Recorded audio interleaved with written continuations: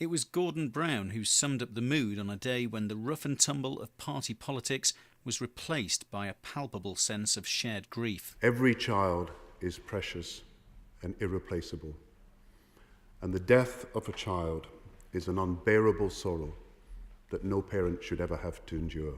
The Prime Minister is all too aware of that sorrow. His daughter Jennifer Jane died aged just 10 days old in 2002. Politics can sometimes divide us, but there is a common human bond that unites us in sympathy and compassion at times of trial, and in support for each other at times of grief. Gordon Brown cancelled Prime Minister's questions.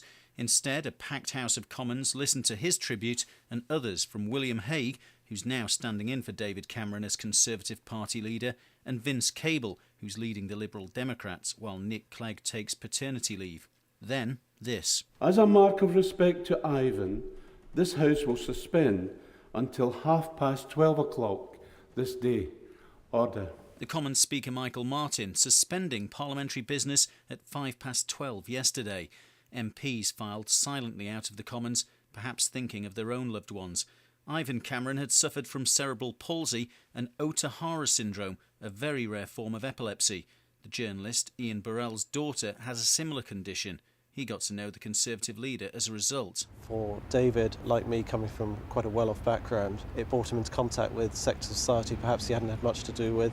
It meant that he was sleeping in the emergency wards, sleeping overnight, meeting people like social services, meeting carers, and meeting a lot of other parents in a similar situation. Friends say the experience of caring for Ivan broadened David Cameron's political outlook and made him a passionate supporter of the NHS, which helped provide the round-the-clock care his son needed. He and his wife Samantha were all too aware Ivan's life could be cut short. The Shadow School Secretary Michael Gove is a close friend of the Conservative leader. Throughout Ivan's life, they've spent many nights in hospital, knowing that Ivan might not see that night through. And then, thanks to obviously to the care and attention of some wonderful professionals in the NHS, Ivan has been able to live a longer life, and the family have enjoyed wonderful times with him as a result. But they have always known Ivan's life ran a real risk of running terribly short as it has. Yesterday evening, Gordon Brown spoke to David Cameron to express his condolences.